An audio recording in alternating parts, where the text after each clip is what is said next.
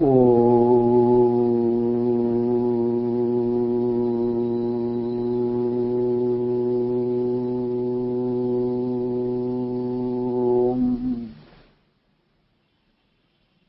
या देवी सर्वभूतेषु मातृरूपेण संस्थिता या देवी सर्वभूतेषु शक्तिरूपेण संस्थिता या देवी सर्वभूतेषु शान्तिरूपेण संस्थिता नमस्तस्यै नमस्तस्यै नमस्तस्यै नमो नमः।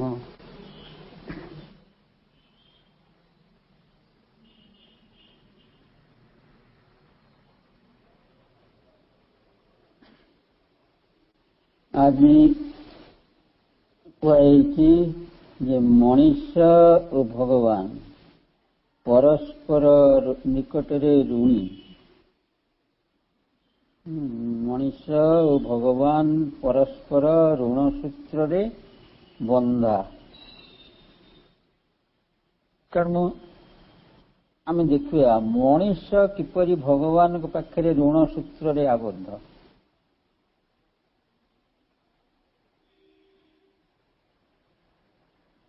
माँ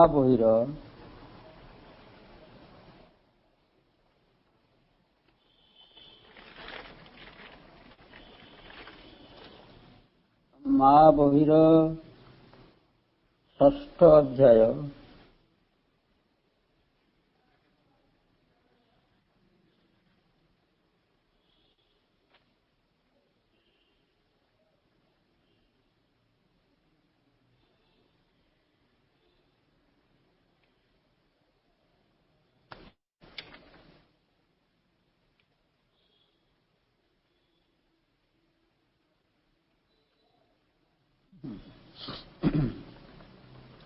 षष्ठ अध्याय 35 पृष्ठे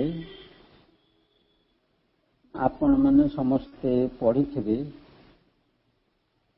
जे थे पढ़ी दूची माँ केवल उपरु विश्व को शासन करती बरं से यही त्रिविध निम्नतर जगत मध्य उतरी आसती। तांकर नैर्व्यक्तिक सत्ता दिगरु देखिले अज्ञानर सकल वृत्ति जावतीय वस्तु पर्यंत हेले सेई माँ। तेबे एठारे तांकर शक्ति आवृत सकल ही तांकर सृष्टि, किंतु सेही सृष्टि तत्व एठारे विकृत है। तथापि से सबु तांकरी प्रकृति देह ओ प्रकृति शक्ति एवं यही सबु रहिछि।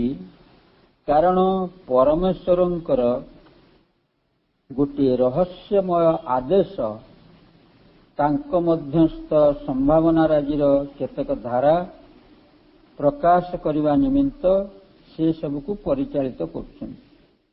और सही उद्देश्य रे यही महायज्ञ रे से माँ आत्मबलि देवाकू सम्मत होइछन्ति एवं अज्ञानर रूप और तत्व को मुखा सदृश परिधान करछन्ति। ता छड़ा वैयक्तिक सत्तारे से करुणावश होई उत्तरी आछन्ति अज्ञान मध्यरे, जद्वारा अज्ञान को ज्योति आड़कू नहीं जाई पारंती एवं आसीचन्ति एही मिथ्या और प्रमाद मध्य को ଯଦ୍ୱାରା ମିଥ୍ୟା ଓ ପ୍ରମାଦକୁ ସତ୍ୟରେ ପରିଣତ କରିପାରନ୍ତି। ଆସିଛନ୍ତି ଏହି ମୃତ୍ୟୁ ମଧ୍ୟରେ, ଯଦ୍ୱାରା ମୃତ୍ୟୁକୁ ଦେବଜୀବନରେ ରୂପାନ୍ତରିତ କରିପାରନ୍ତି। ଆସିଛନ୍ତି ଏହି ବିଶ୍ୱ ବେଦନା ଓ ତାହାର ଦୂରୋପନେୟ ଦୁଃଖ ଯନ୍ତ୍ରଣା ମଧ୍ୟରେ, ଯଦ୍ୱାରା ତାଙ୍କର ପରମ ଆନନ୍ଦର ରୂପାନ୍ତରକାରୀ ଆବେଗରେ ବେଦନା ଯନ୍ତ୍ରଣାର ଅବସାନ କରିପାରନ୍ତି। ସେ ସନ୍ତାନମାନଙ୍କ ପ୍ରତି ଗଭୀର ଓ ବିପୁଳ ସ୍ନେହବଶରେ ଏହି ତମସାର ଆବରଣକୁ ପରିଧାନ କରିବାକୁ ସମ୍ମତ ହୋଇଛନ୍ତି। ଅଜ୍ଞାନ ଓ ମିଥ୍ୟା ଶକ୍ତିରାଜିର ଆକ୍ରମଣ ଓ ସେ ସବୁର ପୀଡ଼ାଦାୟକ ପ୍ରଭାବକୁ କୃପା କରି ସହ୍ୟ କରିବାକୁ ସ୍ୱୀକୃତ ହୋଇଛନ୍ତି।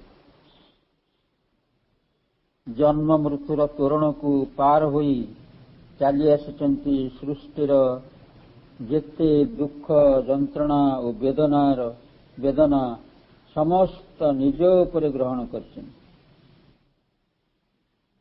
କାରଣ ମନେ ହୁଏ ଏହା ହିଁ ଏକମାତ୍ର ପନ୍ଥା, ଯଦ୍ୱାରା ସୃଷ୍ଟିକୁ ଜ୍ୟୋତି, ଆନନ୍ଦ ଓ ସତ୍ୟର ଅନ୍ତର୍ଜୀବନ ମଧ୍ୟରେ ଉନ୍ନୀତ କରାଯାଇପାରେ। ଏହି ଯେଉଁ ବିରାଟ ଆତ୍ମବଳୀ, ସମୟ ସମୟରେ ଏହାର ନାମ ଦିଆଯାଇଛି ପୁରୁଷ ଯଜ୍ଞ, କିନ୍ତୁ ଗଭୀରତର ଅର୍ଥରେ ଏହାକୁ କୁହାଯାଏ ପ୍ରକୃତିର ଯଜ୍ଞ। ଭାଗବତୀ ମାଙ୍କର ନିଶେଷରେ ଆତ୍ମବଳୀ।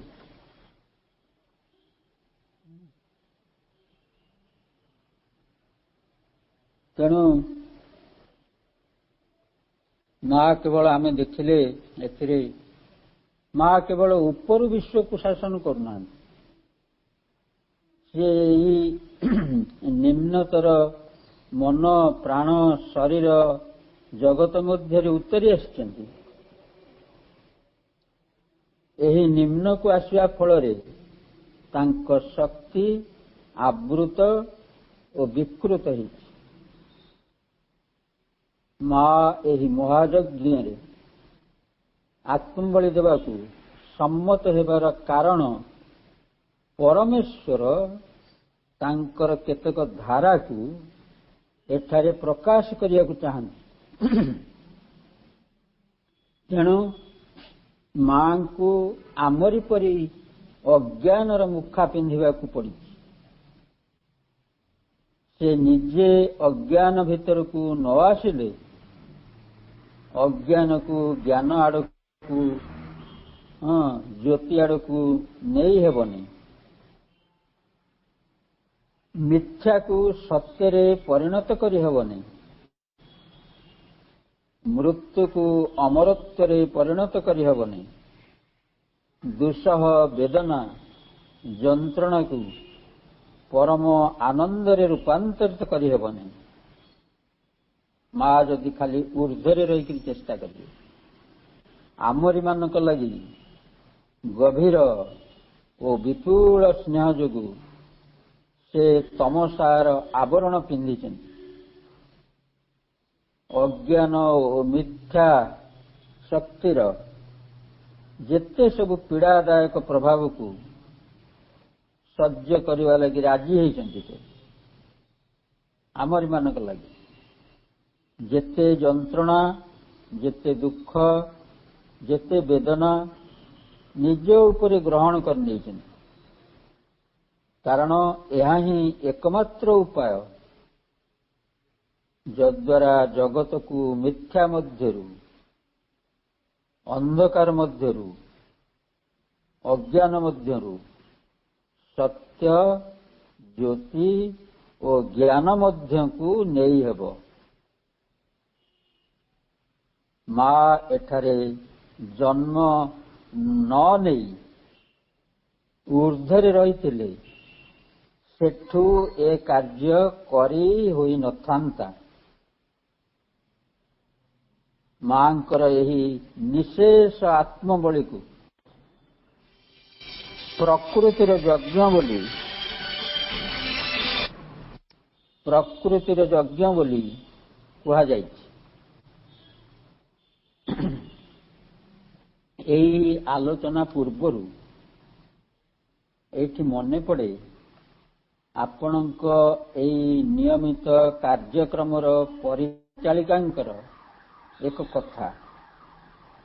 ସେ କହିଲେ, ମା ଯଦି ଆମକୁ ଗ୍ରହଣ କରି ନେଇଛନ୍ତି, ଆମେ କାହିଁକି ତାଙ୍କୁ ଗ୍ରହଣ କରିବୁନି? ମୁଁ ତାଙ୍କୁ କହିଥିଲି, ଆମର ଆଜି ଯେଉଁ ଆଲୋଚ୍ୟ ବିଷୟବସ୍ତୁ ରହିଛି ସେଥିରେ ପ୍ରଶ୍ନ ବି ଆସିବ। ତାଙ୍କ କଥା ଠିକ୍। ଆମକୁ ଯଦି ମା ପ୍ରଥମେ ଚାହିଁ ନଥାନ୍ତେ, ଆମେ ତାଙ୍କ ପାଖକୁ ଆସିପାରିନଥାନ୍ତେ। ସେ ଆମକୁ ଆଗେ ଭଲ ପାଇ ତାଙ୍କ ଆଡ଼କୁ ଆସିବାକୁ ଆକର୍ଷଣ ଆମ ଭିତରେ ସୃଷ୍ଟି କରିଛନ୍ତି। ପ୍ରଥମେ ସିଏ ଭଲ ପାଇକରି ଆମେ ଯଦି ତାଙ୍କ ଆଡ଼କୁ ଯିବା ପାଇଁ ଆକୃଷ୍ଟ ହେଇଥାଉ, ତାହେଲେ ତାର କାରଣ ସିଏ ଆମକୁ ଆଗରୁ ଭଲ ପାଇସାରିଛନ୍ତି, ଆମକୁ ଆକୃଷ୍ଟ କରିସାରିଛନ୍ତି। ଶ୍ରୀ ଅରବିନ୍ଦ କହିଛନ୍ତି, He who chooses the infinite has been chosen by the infinite. ଯିଏ ଅନନ୍ତ ଅସୀମ ବା ଭଗବାନଙ୍କୁ ଗ୍ରହଣ କରେ, ସେ ଅନନ୍ତ ଅସୀମ ବା ଭଗବାନଙ୍କ ଦ୍ୱାରା ଗୃହୀତ ହେଇ ସାରିଥାଏ। ତେଣୁ ଆମେ ଯଦି ମାଙ୍କ ଦ୍ୱାରା ଗୃହୀତ ହୋଇ ନଥାନ୍ତେ, ଆମେ ତାଙ୍କୁ ଗ୍ରହଣ କରି ପାରନ୍ତେ ନାହିଁ। ଏଠି ଗ୍ରହଣ କରିବା ଅର୍ଥ ଖାଲି ମନରେ ସ୍ୱୀକାର କରିବା ନୁହେଁ। ମା ଯେପରି ତାଙ୍କ ଆନନ୍ଦମୟ ଲୋକ ଛାଡ଼ି ଆମ ଲାଗି ଏହି ଅନ୍ଧକାର, ଦୁଃଖ, ଯନ୍ତ୍ରଣା, ରୋଗ, ଜରା, ବାର୍ଦ୍ଧକ୍ୟ, ମୃତ୍ୟୁପୂର୍ଣ୍ଣ ବିଭୀଷିକା ମଧ୍ୟକୁ ଉତ୍ତରି ଆସି ନିଜକୁ ଆମ ନିକଟରେ ସମ୍ପୂର୍ଣ୍ଣ ସମର୍ପଣ କରିଦେଇଛନ୍ତି, ଆମକୁ ସେହିପରି ତାଙ୍କ ନିକଟରେ ନିଜକୁ ସମ୍ପୂର୍ଣ୍ଣ ଭାବେ ସମର୍ପଣ କରିଦେବାକୁ ହେବ। କାରଣ ଶ୍ରୀ ଅରବିନ୍ଦ ମା ବହିରେ କହିଛନ୍ତି, ମା କିପରି ଆମରି ଲାଗି ଆସି ମୃତ୍ୟୁପୁରୀରେ ମାନବୀ ଜନ୍ମ ନେଇଛନ୍ତି। ତେଣୁ ଆମେ ତାଙ୍କ ନିକଟରେ ଋଣୀ।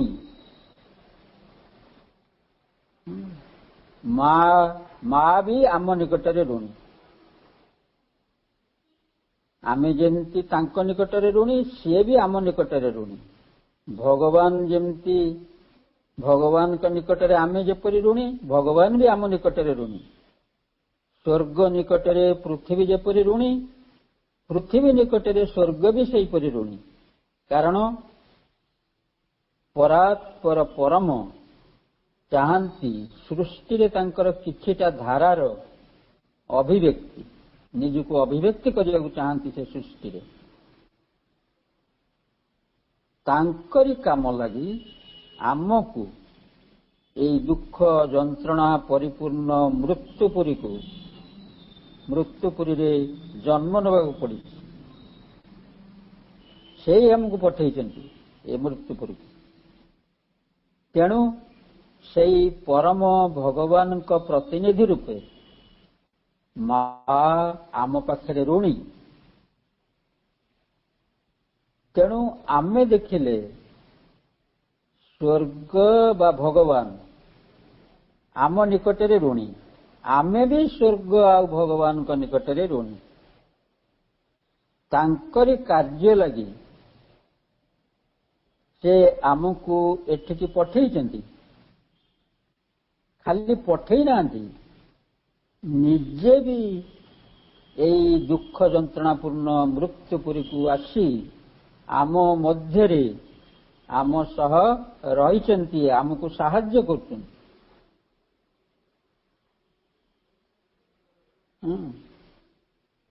ତେଣୁ ଆମକୁ ସେ ପଠେଇଥିବାରୁ ଆମ ନିକଟରେ ସିଏ ଋଣୀ ତାଙ୍କ କାମ ପାଇଁ। ଆଉ ସିଏ ବି ଏଠାକୁ ଆସିକରି ଆମ ସାଙ୍ଗରେ ରହି ଏଇ ଦୁଃଖ କଷ୍ଟ ଯନ୍ତ୍ରଣା ମୃତ୍ୟୁପୁରୀରେ ଆମକୁ ସାହାଯ୍ୟ କରୁଛନ୍ତି ପୁଣି ତାଙ୍କ ଆଡ଼କୁ ଯିବା ପାଇଁ। ତେଣୁ ଆମେ ବି ତାଙ୍କ ନିକଟରେ ଋଣୀ। ଗୋଟେ ଛୋଟ ଉଦାହରଣରୁ ଏଇ ପରସ୍ପର ନିକଟରେ ଋଣୀ କଥାଟା ସହଜରେ ବୁଝି ହେବ। ଗୋଟିଏ ଗାଁରେ ଜଣେ ଧନୀ ଜମିଦାର ଥିଲେ। ସେ ଗାଁରେ ଆଉ ଜଣେ ଗରିବ ଚାଷୀ ଥିଲେ। ତାଙ୍କର ସ୍ତ୍ରୀ ଆଉ ପୁଅଟିଏ ଝିଅଟିଏ, କିନ୍ତୁ ଖାଇବାକୁ ପାଆନ୍ତିନି। ସେ ପ୍ରତିଦିନ ମୁଠାଏ ଭଲ କରି ଖାଇବାକୁ ପାଆନ୍ତିନି। ସେ ଜମିଦାରଙ୍କର ଗାଁ ଠାରୁ ଦୂରରେ ଗୋଟାଏ ଜଙ୍ଗଲ ନିକଟରେ ତାଙ୍କର କିଛି ଜମି ବାଡ଼ି ଥିଲା। ସେ ସେମିତି ପଡ଼ିଆ ପଡ଼ିଥିଲା। ସିଏ ସବୁଠୁ ସେ ଚାଷୀକୁ କହିଲେ ଯେ ତୁମେ ଯଦି ଯାଇକରି ସେଠି ସେ ଜମି ଚାଷ କରିବ, ମୁଁ ତମକୁ ସବୁ ଯୋଗେଇ ଦେବି ଚାଷ ଉପକରଣ, ଆଉ ତମ ପାଇଁ ସେଠି ଘର ତିଆରି କରିଦେବି। ତମର ସମସ୍ତ ପରିବାରକୁ ନେଇ ତମେ ସେଇଠି ରହିବ। ଆଉ ସେଠି ଜଙ୍ଗଲର ଜୀବଜନ୍ତୁଙ୍କ ଆକ୍ରମଣରୁ ରକ୍ଷା ପାଇଁ ତମ ପାଇଁ ସୁରକ୍ଷାର ବ୍ୟବସ୍ଥା କରିଦେବି। ତେଣୁ ଯଦି ସେ ଜମି ଚାଷ କରିକରି ଯାହା ଅମଳ ହେବ ମୋତେ ଦବାକୁ ପ୍ରତିଶ୍ରୁତି ଦିଅ, ତାହେଲେ ତମର ସମସ୍ତ ଦାୟିତ୍ୱ ମୁଁ ନେବି, ତମ ପରିବାରର ସମସ୍ତ ଖର୍ଚ୍ଚ ମୁଁ ବହନ କରିବି। ଚାଷୀଟି ତ ଖାଇବାକୁ ପାଉନି, ତେଣୁ ରାଜି ହେଲା। ଯାଇକରି ସେଠି ରହିଲା। ତା ପାଇଁ ସବୁ ସେ ବ୍ୟବସ୍ଥା କରିଦେଇଥିଲେ।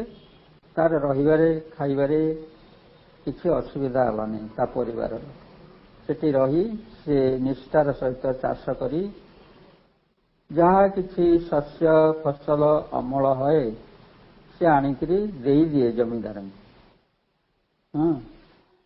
ତେଣୁ ଏଇଠି ଆମେ ଦେଖିବା, ଜମିଦାର ଯେହେତୁ ସେଇ ଜଙ୍ଗଲ ଜାଗାକୁ ପଡ଼ିଆ ଜମି ଚାଷ କରିବା ପାଇଁ ଚାଷୀଟିକୁ ପଠେଇଛନ୍ତି, ତେଣୁ ଚାଷୀ ନିକଟରେ ସିଏ ଋଣୀ।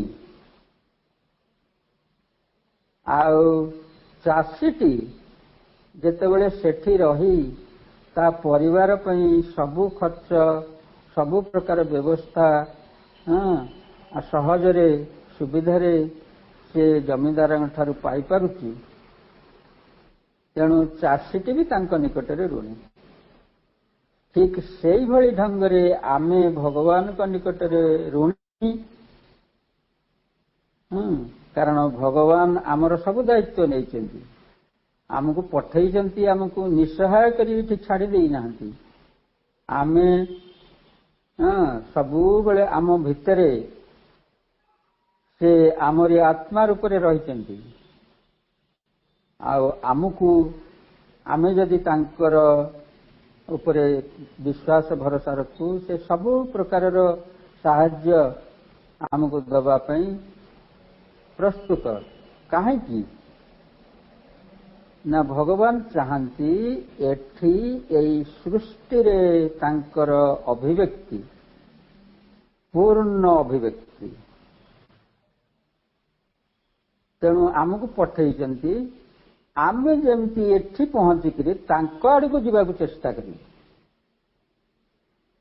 ଆଉ ସେଇ ଚେଷ୍ଟାରେ ସେ ଆମ ସହିତ ରହିଛନ୍ତି। ତେଣୁ ଯେହେତୁ ସିଏ ଆମକୁ ଏଇ ଦୁଃଖ ଯନ୍ତ୍ରଣା ରୋଗ ଶୋକ ଜରା ବାର୍ଦ୍ଧକ୍ୟ ମୃତ୍ୟୁ ଅଜ୍ଞାନତା ଅନ୍ଧକାର ପରିପୂର୍ଣ୍ଣ ଏଇ ସଂସାରକୁ ପଠେଇଛନ୍ତି, ତେଣୁ ସିଏ ଆମ ନିକଟରେ ଋଣୀ। ଆମର ସମସ୍ତ ଏଥିରୁ ମୁକ୍ତ ହେବାର ଆଉ ଆମର ତାଙ୍କ ଆଡ଼କୁ ଯିବା ପାଇଁ ସିଏ ଦାୟୀ। ତେଣୁ ସିଏ ଆମ ନିକଟରେ ଋଣୀ। ଆଉ ଆମେ ତାଙ୍କ ନିକଟରେ ଋଣୀ ଏଇଥିପାଇଁ ଯେ ସେ ଖାଲି ଆମକୁ ନିରାଶ୍ରୟ ଭାବରେ ପଠେଇ ଦେଇନାହାନ୍ତି, ଆମ ସହିତ ପୁରାପୁରି ଅତି ନିବିଡ଼ ଭାବରେ ସେ ଆମର ଗଭୀର ଅନ୍ତରରେ ସେ ରହିଛନ୍ତି ଏବଂ ଆମକୁ ତାଙ୍କ ଆଡ଼କୁ ଯିବାରେ ସେ ସବୁ ପ୍ରକାର ସାହାଯ୍ୟ ସହଯୋଗ କରୁଛନ୍ତି। ତେଣୁ ଆମେ ତାଙ୍କ ନିକଟରେ ଋଣୀ।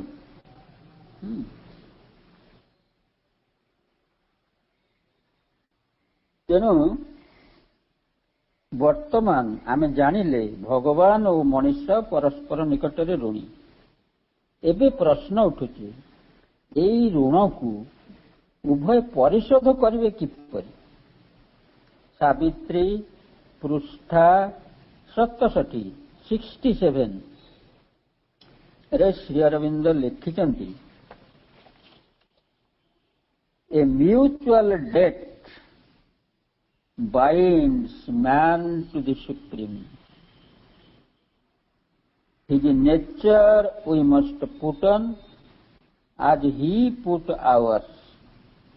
A mutual debt binds man to the Supreme. His nature we must put on as he put ours. तर ओडियाटा कौची मनुष्य ओ भगवान परस्पर ऋण सूत्रे बंधा। प्रकृति तांकर आमे करिबु धारण से जेपरि धरिछंती आमर प्रकृति। मनुष्य ओ भगवान परस्पर ऋण सूत्रे बंधा। प्रकृति तांकर आमे करिबु धारण जेपरि से धरिचंती प्रकृति आमर। तेणु मनुष्य भगवान परस्पर ऋण सूत्र बंधा एटा तो प्रमाणित हैला, किंतु सुझिबे केमिति? परस्पर ऋण सुझिबे केमिति सेटा से द्वितीय धाड़ी रे कहउचंती, प्रकृति तांकर आमे करिबु धारण जेपरि से धरिछंती प्रकृति आमर। आम प्रकृति को जेपरि से धारण करछंती, आम रूपरे से एठी जन्म ग्रहण करछंती, आम सहित रहिछंती, सेमती आमे एठी तांकर से आमर मानुषी प्रकृति को धारण करछंती, आमे तांकर दिव्य प्रकृति की धारण करू। तेणु सी तांकर ऋण सुझौचंती आमर मानुषी प्रकृति को धारण करिकरी आम सहित रहिकरी, आमे ऋण सुझिबु तांकर दिव्य प्रकृति को आमे जदि आम मानुषी प्रकृति रे धारण करू, मानुषी प्रकृति को रूपांतर करी जदि आमे दिव्य प्रकृति धारण करू ताहले तांको ऋण आमे सुझी पारिबु। भगवान तांको तरफरु तांको ऋण सुझिबारे लागिचंती। ऊर्ध्वरु आसी आम मध्यरे चैत्य पुरुष रूपे रही आम सह सबु दुख कष्ट भल मंद सही आमकु तांको प्रकृति धारण करिवा लागि तांको आडकु उत्तोलित करिदेबारे लागिचंती।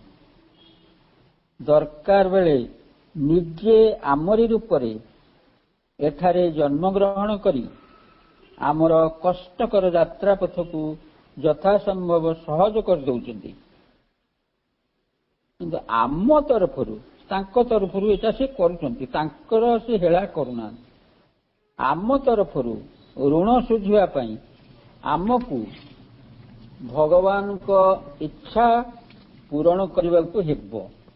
तांकर इच्छा भी श्री अरविंद से सावित्री रे परवर्ती धाड़ी रे लिखिचंती। वी आर तांको इच्छा केमिति आमे पूरण करबु? तांकर इच्छा कोन? We are sons of God and must be even as he. His human portion we must grow divine. We are sons of God and must be even as he. his human portion we must grow divine. ତାଙ୍କରି ସନ୍ତାନ ଆମେ ହୋଇବାକୁ ହେବ ତାଙ୍କ ପରି, ମାନୁଷୀ ଅଂଶ ତାଙ୍କର କରିବାକୁ ହେବ ତାଙ୍କ ଦିବ୍ୟତା ପ୍ରକାଶ। ତାଙ୍କରି ସନ୍ତାନ ଆମେ ହୋଇବାକୁ ହେବ ତାଙ୍କ ପରି, ମାନୁଷୀ ଅଂଶ ତାଙ୍କର କରିବାକୁ ହେବ ତାଙ୍କ ଦିବ୍ୟତା ପ୍ରକାଶ। ତେଣୁ ସେ କଣ ଚାହାନ୍ତି? ଆମେ ଋଣ ସୁଝିବାକୁ ହେଲେ ଭଗବାନଙ୍କର କଣ କରିବାକୁ ହବ? ଆମେ ତାଙ୍କରି ସନ୍ତାନ, ଆମେ ତାଙ୍କରି ପରି, ଯେହେତୁ ଆମେ ତାଙ୍କରି ସନ୍ତାନ, ତାଙ୍କରି ପରି ଆମକୁ ହବାକୁ ହବ। ଆଉ ଆମେ ହଉଛୁ ତାଙ୍କର ମାନୁଷୀ ଅଂଶ, ସିଏ ହଉଛନ୍ତି ଆମର ଦିବ୍ୟ ଅଂଶ। ଆମ ଭିତରେ ଯାହା ମାନୁଷୀ ଅଂଶ ସେଇଟା ଆମେ, କିନ୍ତୁ ଆମ ଭିତରେ ଯାହା ଦିବ୍ୟ ସିଏ ହଉଛନ୍ତି ସିଏ। ତେଣୁ ଆମର ମାନୁଷୀ ଅଂଶକୁ ଆମକୁ ଦିବ୍ୟତା ପ୍ରଦାନ କରିବାକୁ ହବ, ତାହେଲେ ତାଙ୍କ ଋଣ ଆମେ ସୁଝିପାରିବୁ। ସେ ଯୋଉଥିପାଇଁ ଆସି ଆମ ସକାଶେ କଷ୍ଟ ଭୋଗୁଛନ୍ତି। ଆମେ ବି ତ ସେଇ, ସିଏ ଯେ ଆସିକିରି ଆମଠୁ, ଆମେ ଯେ ତାଙ୍କଠାରୁ ପୃଥକତା ନୁହଁ, ସେଇ ଆମରେ ପରିଣତ ହେଇଛନ୍ତି। ଆଚ୍ଛା, ଭଗବାନ ଚାହାନ୍ତି ମଣିଷ ତାଙ୍କରି ସନ୍ତାନ, ତାଙ୍କରି ଠାରୁ ଆସିଛି। ତେଣୁ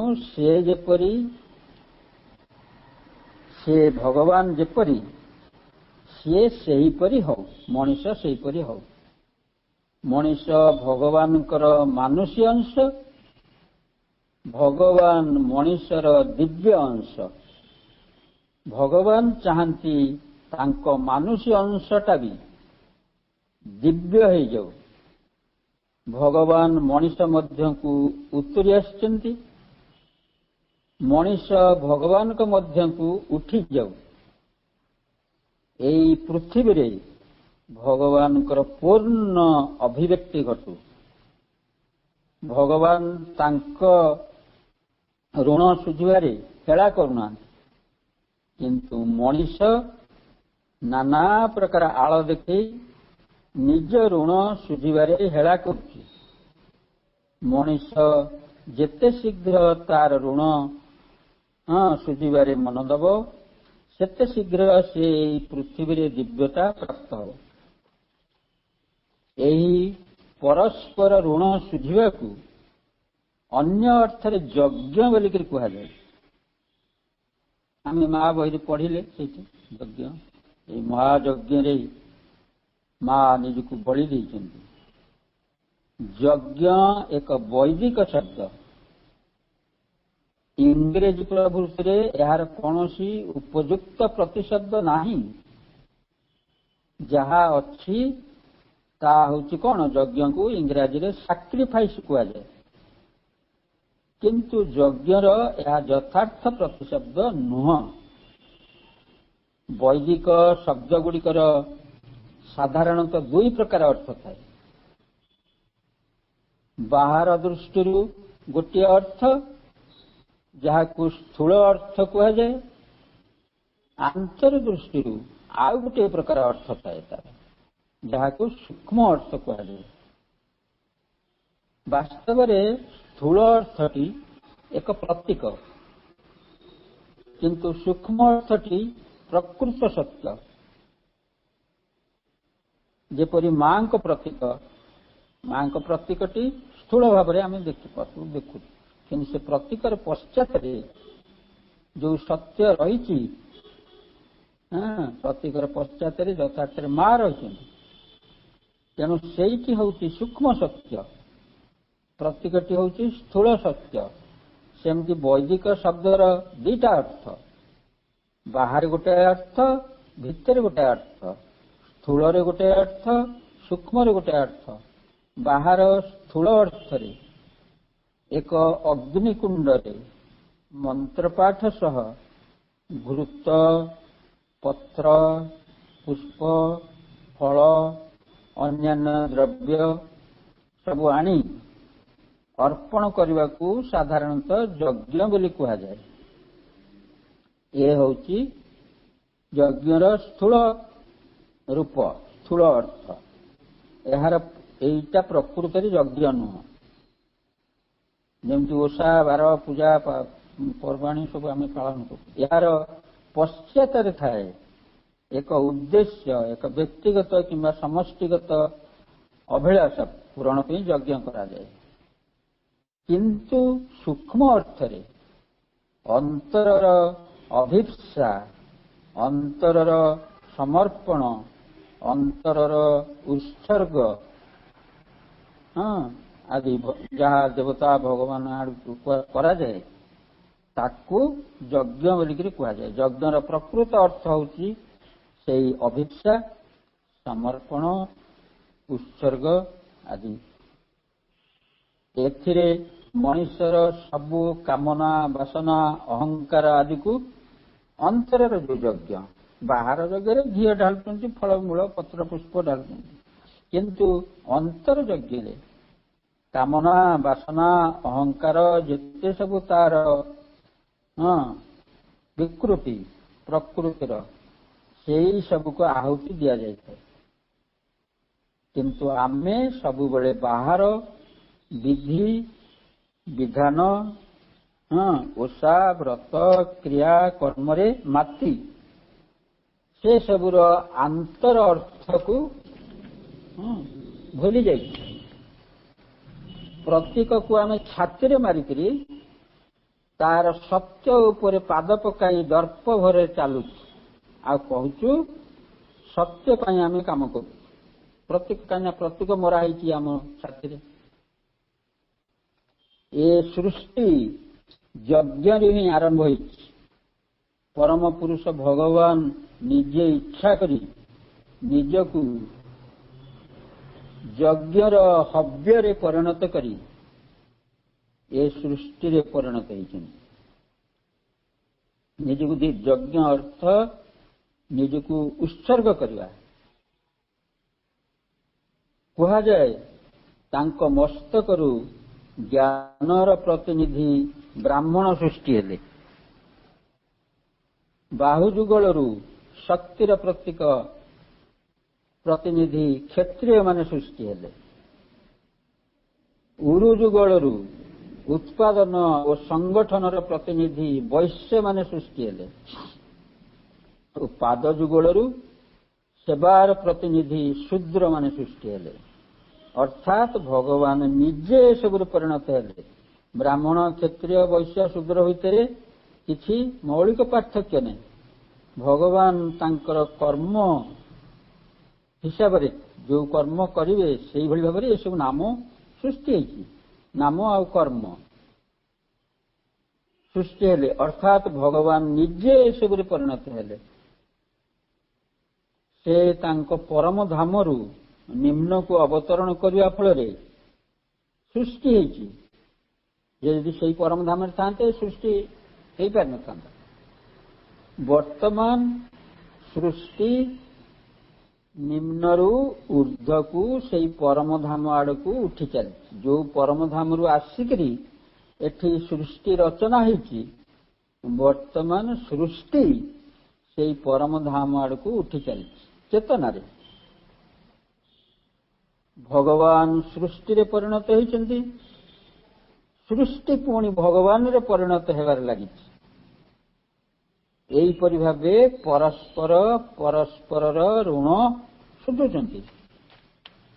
आमे एही पाठचक्र आमर ए जो पाठचक्र होउछि ये पाठचक्र भी एक पारस्परिक ऋण पारस्परिक यज्ञ माध्यम रे सुझा जाउछि। एठारे वक्ता कहवा श्रोता मानक प्रति तार एक यज्ञ। श्रोता मन देई सुनिबा वक्ता प्रति मध्य तार यज्ञ। एठी भी आमे भी पारस्परिक यज्ञ रे आमे भी शामिल होइछि। माँ पुओ को भल पाउछि ता होछि मार यज्ञ। पुओ माँ को भल पाउची ता हूँ पुओर यज्ञ। यही यज्ञ परिप्रेक्षी गोटे कथा मन पड़े। फ्रांस विश्वविख्यात वीर सम्राट नेपोलियन को द्वारा इंग्लैंड पराजित है। फ्रांस बंदीशाला इंग्लैंड युद्धबंदी रे भर्ती। सब इंग्लैंड सैन्य माने आसिक फ्रांस बंदीशाला रे भर्ती होती। दिने देखागला जड़े युद्धबंदी समुद्र पथ दे इंग्लैंड पलि जाऊँ। फ्रांस सैन्य माने ताकू धरी नेपोलियन निकट को आनिले। मस्तक अवनत करी बंदीटी नेपोलियन सम्मुख छिड़ा होता है। नेपोलियन गुरुगंभीर स्वर पचारे, बंदी जान तो तुमर ए अपराधर शास्ति कौन? बंदी मस्तक अवनत करी शांत निर्लिप्त भाव कहला, जाने सम्राट मो अपराधर शास्ति प्राणदंड, मु सेथिपाई प्रस्तुत अच्छी। सम्राट नेपोलियन पुणी पचारे, बंदी तुम ए अक्षमणीय अपराध करने को मन बड़ाइल कहीं? बंदी किछि समय नीरव रही कहला, सम्राट मु मो माँ को देखा भारी इच्छा कली, से लुचिकी पलि जाऊली। नेपोलियन पचारे, तुम्हें कौन तुम माँ को बहुत भल पाओ? बंदी एथर मुंड टेकी नेपोलियन को चाहिए कहला, सम्राट आपण कौन आपण को माँ को भल पाती नहीं? नेपोलियन को हठात मन पड़ा पिला बेल स्मृति। विश्वविख्यात वीरंकर कठोर हृदय विगलित होगा लगिला। से कहले, बंदी तुम मां को विषय किसी कथा कह तो। बंदी कहला, सम्राट मु छोटे होइथिली जेतबेले मो बापा मरीगले। मो माँ थिला मो पई उभय बापा और माँ। से मते बहुत कष्ट करी मनीष कर मुते सैन्य विभाग रे जोग देवा पई सेई प्रवर्ताई। जेतेबेले इंग्लैंड रो फ्रांस सह युद्ध हैला सेतेबेले सेई मते प्रेरणा देला, उत्साहित कला युद्ध रे जोग देवा लगी। आ देह सेतेबेले बहुत खराब थिला। मु युद्ध रे जोग देवा को चाहू नथिली, किंतु से मते कहला, मु जेमति तोर माँ तो देश भी सेपरी तोर माँ, बरं मो ठारू से आहुरी बड़। तेणु से जेतेबेले विपदग्रस्त तोते मो सेवा छाड़ी तार सेवा करवा दरकार। ए परिस्थिति रे तू जदि तो देश माँ को अवहेला करी मो पाखरे रहू, मु संतुष्ट हो पारिबी नहीं। तेणु मु बाध्य ही माँ को रोग सज्जार छाड़ी युद्ध जोग देली। युद्ध समय ता कथा मोर मन पड़े, ताहा मते आहुरी साहस वीरत्वर सह युद्ध करने लगी प्रेरणा दिए। आम देश हारिबा फल मु एठारे बंदी अवस्था बगीचारे काम करे। काम कला बेले मो माँ को जाई देखा इच्छा हुए, से बंची कि मरीची मु जानी पारे नहीं। दिने देखिली बगीचार गोटे कोणरे गोटे सुखिला काठ गंडी पड़ी, तार साहाय्य मु समुद्र यात्रा करी बोली स्थिर कली। प्रकृत रे सफल हेबी कि मरीबी सेप्रति मोर भ्रूक्षेप नथिला। मु सेठी को समुद्र को आनी तारी ऊपर बसी इंग्लैंड पलाई जावा को चेष्टा करथिली। बंदी हाथ रे गोटे कागज रे गुड़ा होता पुड़िया धरथिला। नेपोलियन संदेह पचारे, बंदी तुम हाथ रे से पुड़िया रे कौन अच्छी? ବନ୍ଦୀ ମୁଣ୍ଡ ପୋତି ନୀରବ ରହିଲା। ନେପୋଲିଅନ ତାଙ୍କ ସେନାପତିକୁ ଆଦେଶ ଦେଲେ, ପୁଡ଼ିଆଟି ଖୋଲିକିରି ଦେଖ କଣ ଅଛି ସେଥିରେ। ସେନାପତି ପୁଡ଼ିଆଟି ବନ୍ଦୀ ହାତରୁ ଆଣି ଦେଖିଲେ ସେଥିରେ 4ଟି ଶୁଖିଲା ସେଓ ରହିଛି, ଆପୁଲ। ନେପୋଲିଅନ ଆଶ୍ଚର୍ଯ୍ୟ ହୋଇ ପଚାରିଲେ, ବନ୍ଦୀ, ଏ ଶୁଖିଲା ସେଓ ଗୁଡାକ କୁଆଡେ ନଉଥିଲ, କାହିଁକି ନଉଥିଲ? ବନ୍ଦୀ ଆଖିରୁ ଲୁହ ଝରାଇ କହିଲା, ସମ୍ରାଟ, ମୁଁ କାଠଗଣ୍ଡିଟି ନେଇ ସମୁଦ୍ରକୁ ଯାଉଥିବା ବେଳେ ବାଟରେ ଗୋଟିଏ ସେଓ ଗଛରୁ ଶୁଖିଲା ସେଓ ତଳେ ପଡ଼ିଥିଲା। ମୁଁ ସେଥିରୁ 4ଟି ମୋ ମା ପାଇଁ ନେଉଥିଲି। ଆଉ ତ ମୋ ପାଖରେ କିଛି ନଥିଲା। ବିଶ୍ୱବିଖ୍ୟାତ ବୀର, ସମଗ୍ର ପୃଥିବୀ ଜୟ ନିମନ୍ତେ ଅଭିଳାଷୀ ଫ୍ରାନ୍ସର ମହାମହିମ ସମ୍ରାଟ ନେପୋଲିଅନଙ୍କ ହୃଦୟ ସମ୍ପୂର୍ଣ୍ଣ ବିଗଳିତ ହୋଇଗଲା। ନିଜର ଦୁର୍ବଳତା ସାଧାରଣରେ ପ୍ରକାଶ ନ କରି ନିଜକୁ ବହୁତ ସଂଯତ କରି ସେ କହିଲେ, ବନ୍ଦୀ, ଜାଣ ତୁମର ଶାସ୍ତି କଣ? ତୁମର ଶାସ୍ତି ମୁକ୍ତି।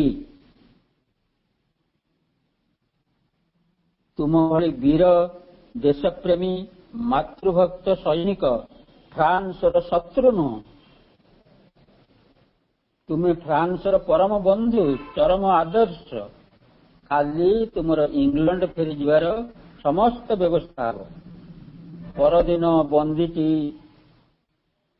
ଇଂଲଣ୍ଡ ଅଭିମୁଖୀ ଜାହାଜ ନିକଟକୁ ଯାଇ ଦେଖିଲା, ଖାଲି ତାର ଫେରିଯିବାର ବ୍ୟବସ୍ଥା ହେଇନି, ନେପୋଲିଅନ ଗୋଟିଏ ବିରାଟ ଫଳ ଝୁଡ଼ି ତା ମା ପାଇଁ ମଧ୍ୟ ପଠେଇଛନ୍ତି।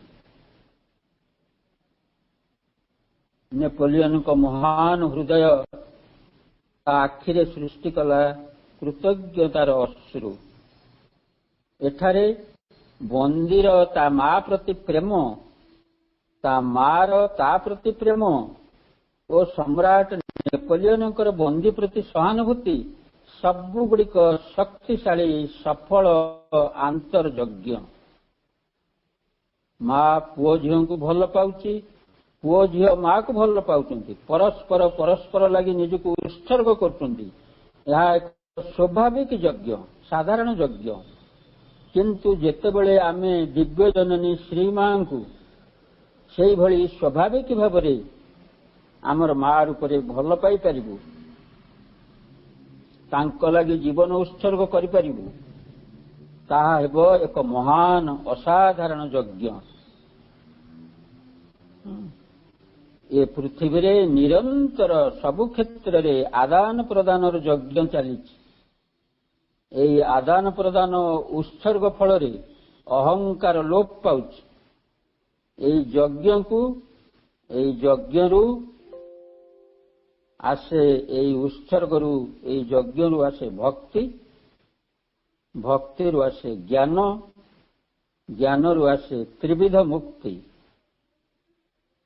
ସାଯୁଜ୍ୟ, ସାଲୋକ୍ୟ ଓ ସ୍ୱାଧର୍ମ୍ୟ। ତେଣୁ ତମର ବେଳ ହେଇଗଲାଣି, ଆଜି ସେତିକି ଥାଉ।